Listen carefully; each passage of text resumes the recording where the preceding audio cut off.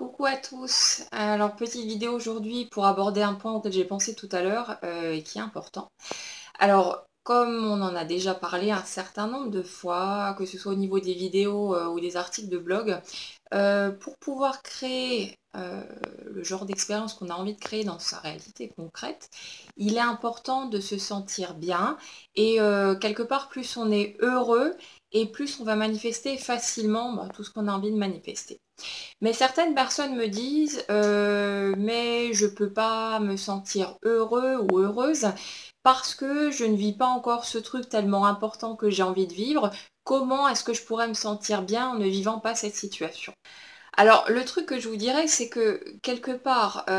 les moments où vous vous sentez moins bien, les moments où vous êtes justement dans la tristesse, dans la frustration, peut-être dans la colère même, ou dans d'autres choses qui ne sont pas forcément très agréables,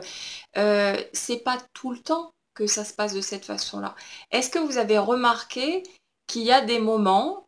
sans doute assez régulièrement d'ailleurs, où vous êtes totalement détaché, totalement zen, totalement serein, où vous êtes tellement plongé dans quelque chose que vous avez à faire, que vous ne pensez même pas à ce truc qui vous manque? Si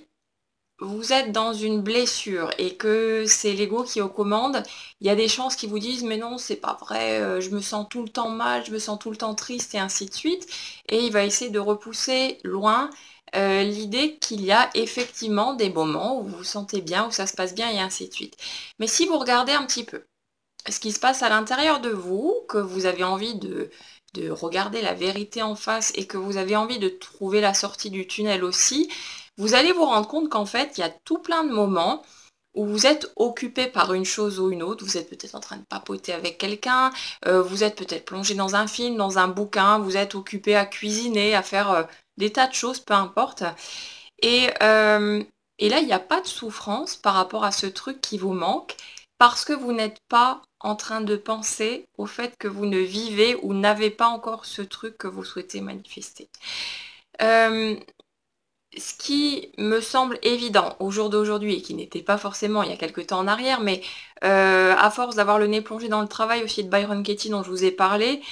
on se rend compte que ce qui nous fait souffrir au final, ce ne sont pas les situations en elles-mêmes, mais ce sont surtout les pensées qu'on cultive à ce sujet-là. Et c'est valable pour toute situation, y compris des situations qui sont beaucoup plus graves ou beaucoup plus problématiques. Le gros problème, en fait, c'est pas tellement ce qu'on vit, mais c'est ce qu'on pense à ce sujet-là. Ce qui n'existe pas encore dans votre vie aujourd'hui, vous fait souffrir seulement quand vous vous dites ah mais j'aimerais tellement vivre cette chose, cette situation, obtenir telle ou telle chose, j'y arriverai jamais, ça va être trop compliqué, et puis j'attends déjà depuis 2, 5, 10 ans, peut-être plus, et ainsi de suite. Et votre mental continue à vous montrer tous les aspects négatifs, à vous faire vous focaliser sur les aspects problématiques, et c'est là que vous souffrez finalement. Parce qu'il y a plein d'autres moments où votre esprit est ailleurs, où vous êtes absorbé par autre chose, et où là, finalement, il n'y a pas de souffrance. Donc, essayez simplement de vous rendre compte de ça, parce que dès lors que vous remarquez qu'au final, ce sont vos pensées au sujet de ce qui vous manque qui vous font souffrir, et pas le fait que c'est pas encore là en lui-même, et là, vous allez de plus en plus pouvoir vous détacher, vous allez de plus en plus pouvoir reprendre les commandes, réorienter votre esprit en vous disant c'est vrai là bon je me sens pas très bien parce que je suis en train de me focaliser sur ce que je n'ai pas encore, mais si je trouve un moyen de distraction, si je fais en sorte de m'absorber dans autre chose qui m'apporte de la joie, qui me fait rire, qui voilà, provoque un état plus positif, ce que je vais ressentir va changer, et plus on s'entraîne dans ce sens, plus ça devient facile.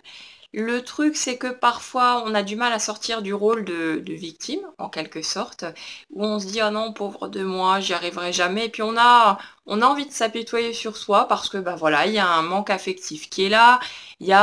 on aurait besoin de quelque chose et ce besoin n'est pas comblé. Et du coup, c'est une façon inconsciente d'aller chercher ce quelque chose qui nous manque. Et le fait d'afficher devant les autres qu'on va pas bien, c'est une manière indirecte aussi d'aller chercher leur attention, leur soutien et ainsi de suite. Mais quand on prend conscience de tout ça, on peut commencer à nourrir soi-même ses besoins, à sortir de ce rôle de victime, à devenir totalement responsable de sa vie en se rendant compte qu'on est tout à fait capable en tant qu'adulte de nourrir soi-même ses besoins. Et là, les choses changent, ça devient de plus en plus léger et ça devient de plus en plus facile d'avancer dans la bonne direction aussi.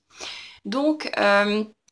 essayez simplement d'expérimenter la chose. Ne croyez pas ce que je vous dis, allez plutôt vérifier par vous-même, c'est le meilleur moyen de voir de quoi il retourne.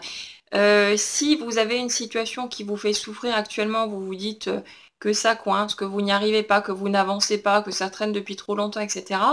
Rendez-vous compte à quel moment vous souffrez concrètement et demandez-vous s'il n'y a pas d'autres moments, un certain nombre d'autres moments, où finalement vous ne souffrez pas, ou vous sentez peut-être même super bien, et observez la différence entre les deux. La seule différence qui va ressortir, c'est que dans les moments où vous souffrez, vous croyez à une pensée, vous êtes attaché à une pensée, vous restez focalisé dessus, et dans les moments où vous vous sentez bien, votre esprit est absorbé par autre chose, vous êtes en train de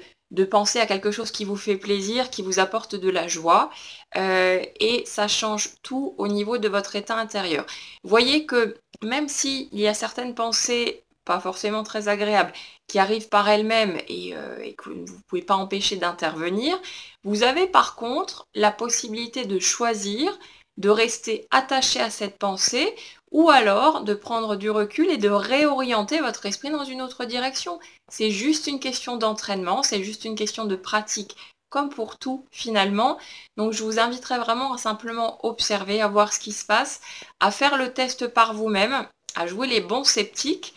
c'est-à-dire ne pas dire « ouais non c'est n'importe quoi, ça marche pas ». Allez vérifier par vous-même comme le scientifique dans son labo et ensuite vous pourrez tirer vos propres conclusions et sûrement avoir de très jolies surprises. Donc voilà. Prenez le temps de réfléchir à tout ça, observez ce qui se passe si ça vous parle, voilà. Si vous avez envie de sortir de la souffrance, de vivre une vie de plus en plus joyeuse, expérimentez simplement, voyez ce que ça donne pour vous. Et puis je vous souhaite une très bonne journée et je vous dis à bientôt.